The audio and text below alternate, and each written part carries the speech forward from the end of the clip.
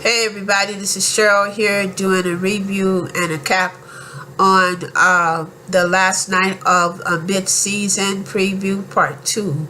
We see that Lady May has decided to call her sister Mavis again on the phone, but this time she decides to leave a message to let her sister Mavis know that they will be taking the ashes of Max and perhaps spreading them in the ocean or in the river somewhere, and she would like for her to be a part of that.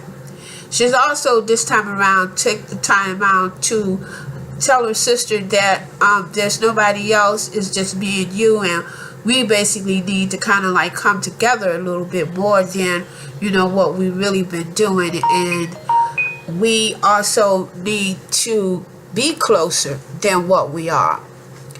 And so Mavis tells her, she says that life is just full of tears, and she's telling her sister, come on, let's just kind of come together as a family. I pretty much understand exactly what Lady May is talking about, because basically I'm having some challenges right now with my brother, and he is kind of astray from me, but that's okay. I've learned how to move on. Grace, and it seems like Grace and Darius is getting a little serious about the relationship. It seems that Grace has had a sleepover at Darius' house, and we see that she's in the bed in Darius's bedroom, and Darius is in the living room working on an article. And so Darius takes the time to let Grace know, Gigi know, that he has been offered a position in New York. And you can see the expression on Grace's face. She's not really, for it, but she's basically, there's really no other choice that she, wants to hear. But we also find out that Grace did not go to church also too. And she tells Darius, she says, it feels good not to really, be inside of the church and see all everybody, making all these kind of, how the church people get. They talk behind you, they say all kinds of stuff. So she says, what, it feels good, me not being in church this time around. And so the bishop is coming across the street, and we see Jacob. Jacob is having a service across the street from his father's church. So we see the bishop and Lady May coming across, and the bishop asks Jacob. He says, "Jacob, what are you doing? What's going on? Why are you doing this?" And Jacob tells his father, "Well, look, you didn't want to be co-pastor, and I have to do something with this land that I have to do. And so this is my church. This is my new church. And the name of my new church is the realness of the church." And so the bishop tells Jacob, "You have no idea what's going on with your mother. Your mother just lost her father, and then she turns around and she basically loses her brother. You have no idea. It's more deeper than what you think it is." And then we have like Carissa. Carissa is like, "Well, what is the bishop talking about? Why is she saying that it's more deeper than what it really is when it comes to Lady May? What is this all about?" And so we go on and we hear and we see the bishop tells his son that it's more deeper. His son, that it's more deeper than what you see it is. Then we see that Lady May has asked Charity. She says, and they're at the church, and she says, "Charity, have you seen Kevin? It's like the church is the outreach program and everything is going off the chain, and we can't find him nowhere. We basically need to know what's going on. Where is Kevin?" And then Charity says, "Well, I don't know where Kevin is, but I'll see what I could do. I just don't know where he is." And so Charity, we see that Charity goes and she makes a call to Kevin's cell phone. And she says, "Hello, Kevin. I'm very upset with you. This is your friend, used to be your friend. This is your wife that you abandoned and you're no longer a husband. This is the mother of your son." I mean, she went on and she just left this elaborate message. And I'm saying to myself, if it wasn't for you, this crap wouldn't be going on. He, okay, yeah, he's a gay man, he's a bisexual man, but you literally pushed him away. You had the audacity to leave this message. But we can see that Charity is really having some challenges because now she's a single mother raising a very young baby, and she's got to deal with it. In the meantime, we see that Zora has set up a page for her father. It's kind of sort of like it's not like, I guess it's kind of sort of like a GoFundMe kind of thing, but Zora has set the page up for her father, and it seems like, this is the way that Jacob is going to go and try to, raise money and try to get his church, up and going. And then so in the meantime, we also see that Zora and Sophia is basically on a date. And Sophia has set up a date for Zora to meet this young man. And of course, Zora is not really feeling this date. She's kind of a person who likes to, she's not feeling this date that Zora has set up. She got really smart and nasty when the young man, they were at the bowling alley, when the young man was trying to show Zora a certain way in how to throw the bowling ball. And Zora made this kind of sexual annotation saying, well, you hold your balls one way and I hold mines. And we all, you do your thing, you do your thing, and I'll do mine. So it's evident that Zora did not like this young man. And then we see that Zora had a conversation with Sophia. And asked Sophia, did you tell this young man exactly things about Isaiah and how Isaiah was treating me and everything? And Sophia says, yes, I told him. You should have somebody who's, who wants to treat you nice and everything. Why would you want to go out with some womanizer? But we know that it seems that Zora has a little bit of taste on the dark side. So we're going to see exactly, how that is going to be. In the meantime, we have Aaron. Now, Aaron is going around asking everybody, have you seen Kevin? Have you seen Kevin? Well, it looks like Kevin was the one that really turned out Aaron, because he's really having it. And so we go on and we see a scene, and we find out that Darius and Grace is doing something we call somewhat of like a FaceTime or Facebooking, and they're talking with each other back and forth on their laptops and stuff like that. And Grace tells Darius and says, like, well, are you going to decide to take this position in New York? And so Darius is telling her, well, I really don't know exactly what I'm going to do.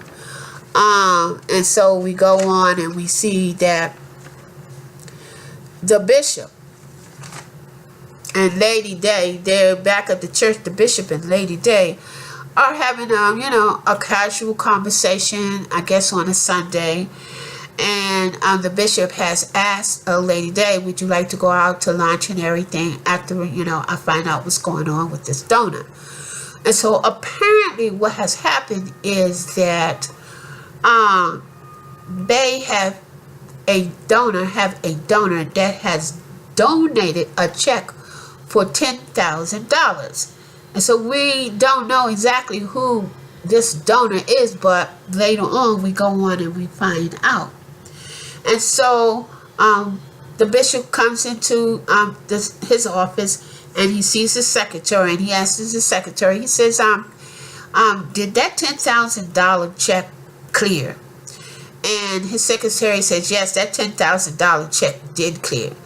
And so the bishop was excited and everything that check had clear and everything. So he goes into his office, and he go and he pick up the information, and he called the donor, Miss Rochelle Cross. And then after he has the conversation with Rochelle Cross over the phone, he goes into Lady May's office, and he tells Lady May, he says, well, how do you feel about having a lunch with the 3 people? And so Lady May said, well, I'm not really feeling this lunch kind of thing right now. The ashes for my brother just came in, and I'm a little bit down. And so the bishop says, well, okay, well, maybe what I could do is I could kind of cancel it, and we could do it at another time. And so Lady May said, whoa, wait a minute. If we have a donor that's donating $10,000, you need to go see who this person is, and you need to go take care of your business and handle your business when it comes to people donating large sums of money. And so the bishop says, okay, cool. Hey, I've been summoned. I will go and do it. And so we go on, and we see that Aaron has made a call to Kevin's phone again. And so Aaron tells Kevin, he says, look, I understand exactly how you feel, because basically this is how I felt when I had my first adventure, with the same sex.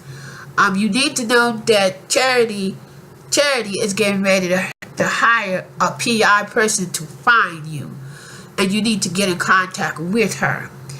And if you call back and you give me information, and I don't have to let everybody know where you are, just kind of sort of get in contact with her before the PI is involved in it.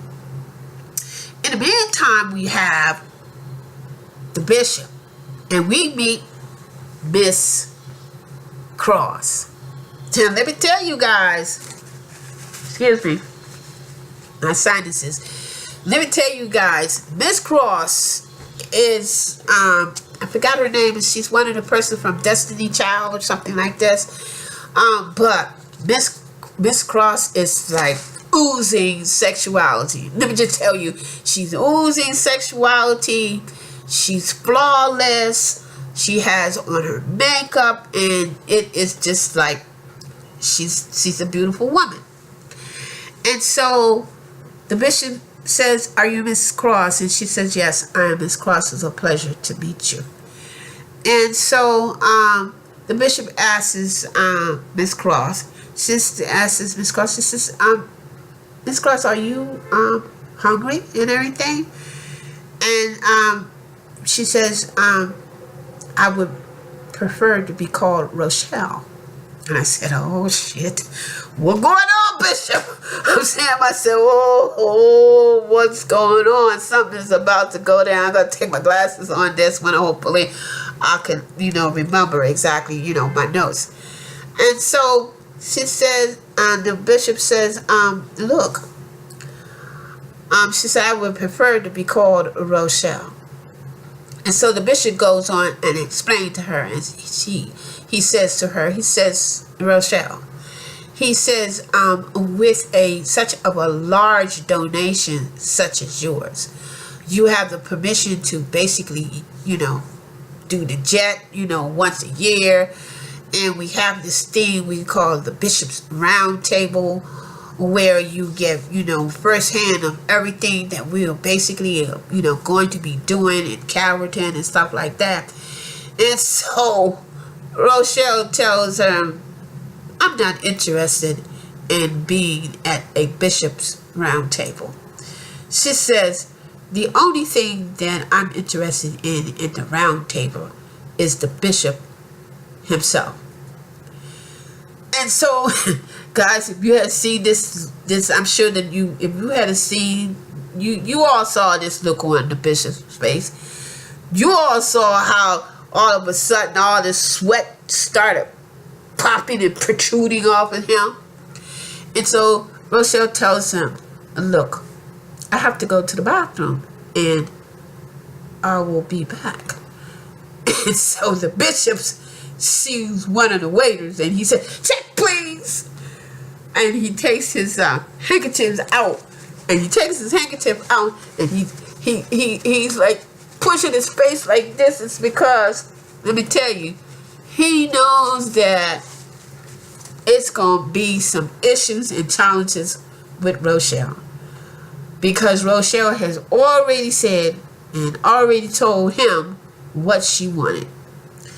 And so we're going to see exactly what is going to what's going to go down with these two right here. And it's going to be very, very, very interesting. In the meantime, we see that Grace, Gigi, has went into Charity's office. And she asks Charity, she says, Charity, what are you doing? Charity says, I'm not doing anything but, feeding the baby and watching TV.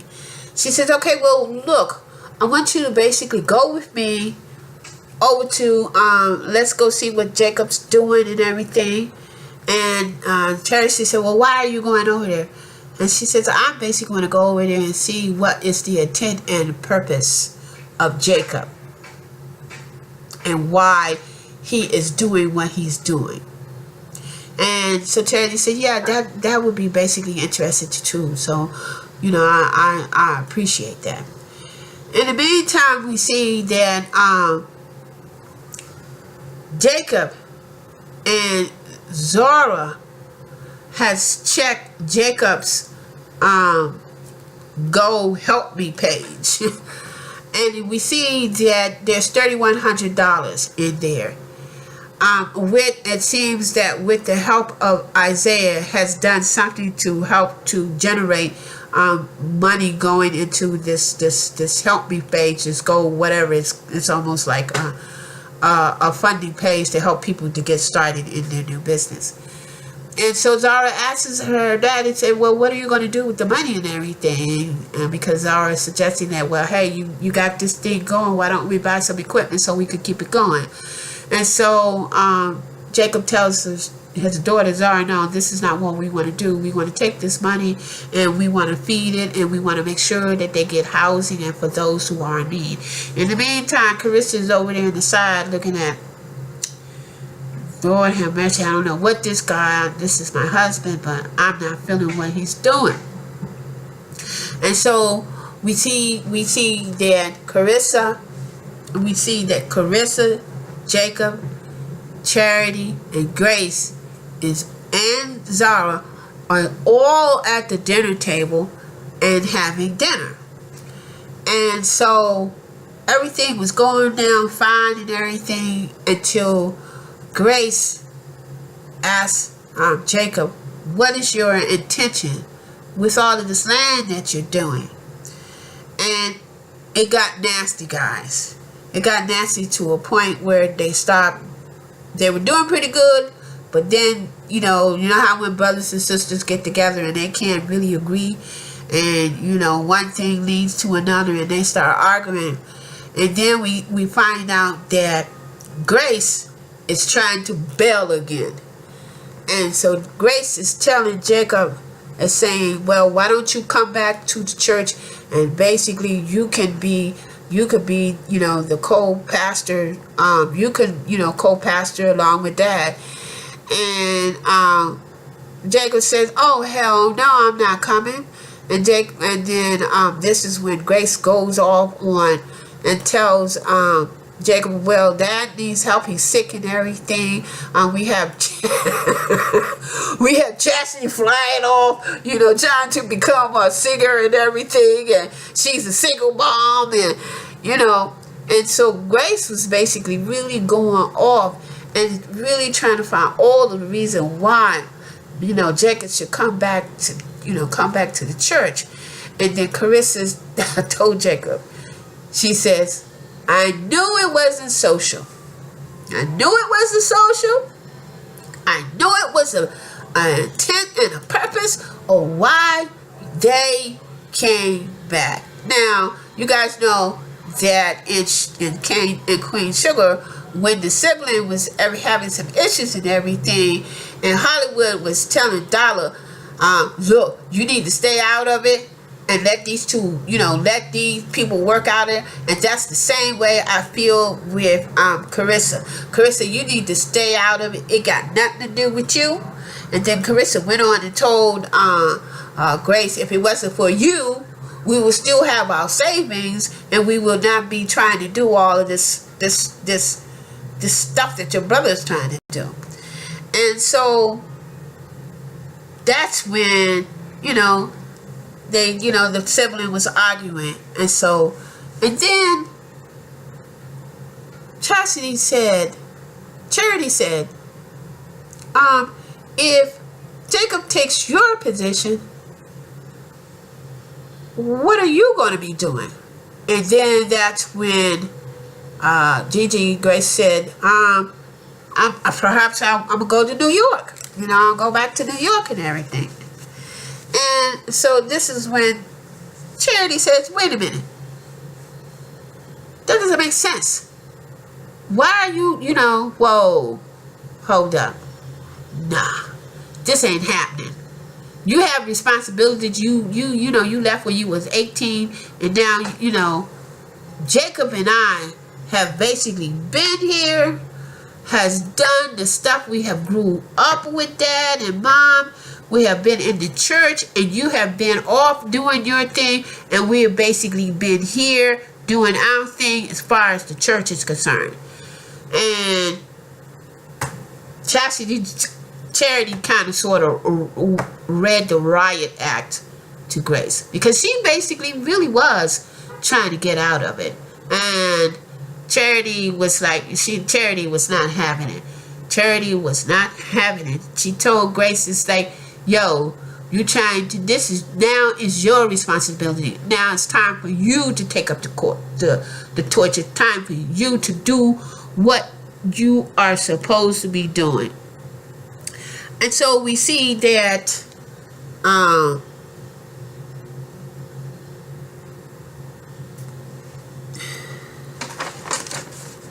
do your job. And so we see that I have to look at my notes and everything.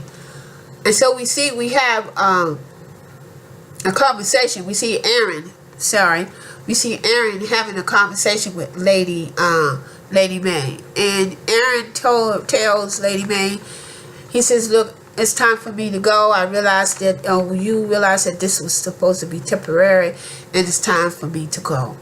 Lady May really didn't want Aaron to go, but she says, if you must, go ahead.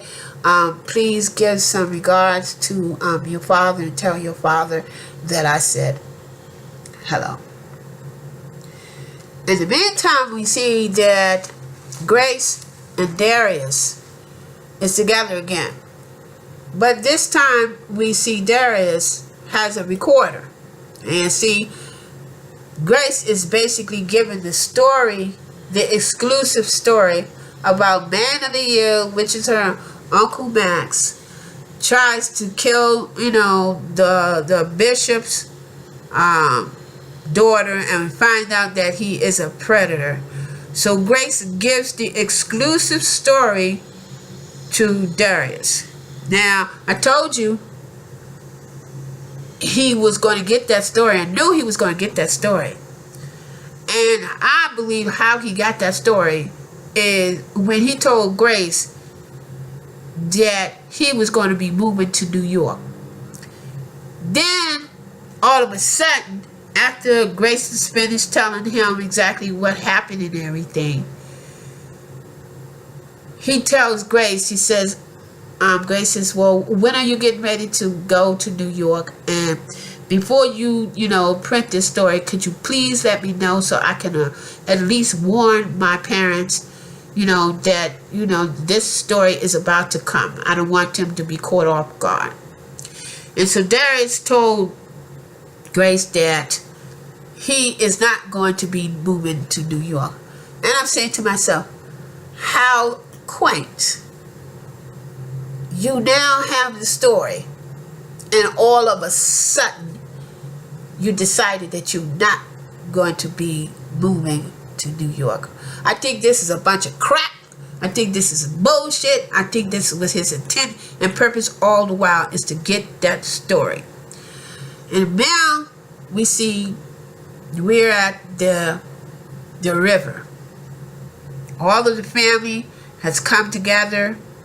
And we have Charity, we have Jacob, we have the bishop, and then we see Grace drives up, and she comes to memorialize her uncle. And we see that Lady May says some things, and they pour the ashes in the river.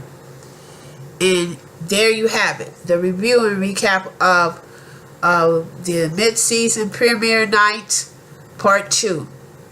Now, I felt that they could have, basically put everything together, but I understand exactly the reason why they basically did the way the writers are basically doing the writing, because everything we have May, Lady May, then we have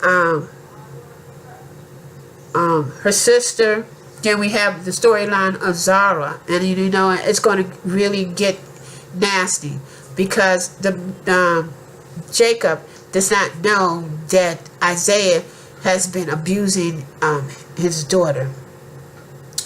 And then we have Mavis, and Mavis still has some issues, and Mavis and Lady May. And then we have this mysterious woman, Rochelle Cross, who is after something that the bishop has, and we don't know. This is going to be very interesting. It was kind of slow, but it was good at the same time. It's because you could see all of the storylines that Greenleaf season 2 is going to be tapping in, and it's going to be very, very good. It's going to be very, very good. It's because each and every character will have their own storyline, how they basically break it down.